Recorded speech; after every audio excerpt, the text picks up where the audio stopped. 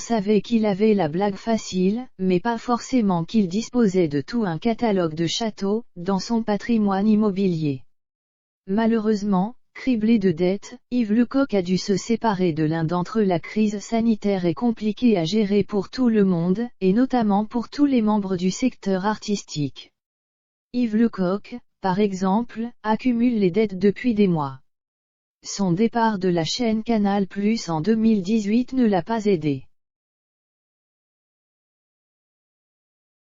Heureusement, l'humoriste est plein de ressources. Et il possède, entre autres choses, 4 châteaux.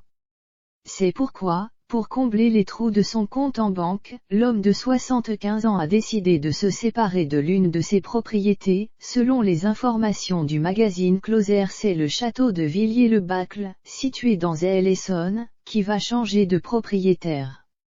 Heureusement, Yves Lecoq ne vivait pas en cette bâtisse de Louis XIII, qu'il louait simplement pour des tournages. Et la personne qui vient de faire l'acquisition des lieux n'est pas totalement inconnue, puisqu'il s'agit de Xavier Niels, le fondateur de Free. Il faut croire que monsieur a la fibre commerciale puisqu'il n'a pas déboursé les 18 millions d'euros espérés par l'ancien pilier de l'émission Les Guignols. Il a signé, en fin de négociation, un chèque de seulement 9 millions d'euros, soit la moitié de l'estimation.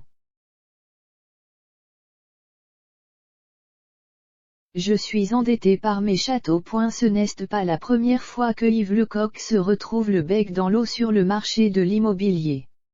Il s'est déjà débarrassé, par le passé, de 2 châteaux, d'une maison à Paris et de terres agricoles.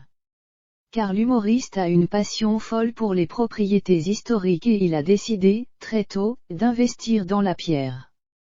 Je n'ai pas d'impôt sur la fortune tellement je suis endetté par mes châteaux, assurait-il en 2020 dans l'émission L'Instant de Luxe. J'ai des charges pour l'entretien de ces châteaux, qui continuent à tourner, et je n'ai plus les revenus.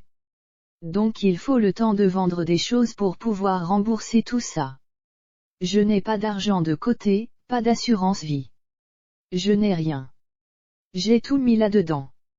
Il est, hélas, tombé sur le roi du marchandage.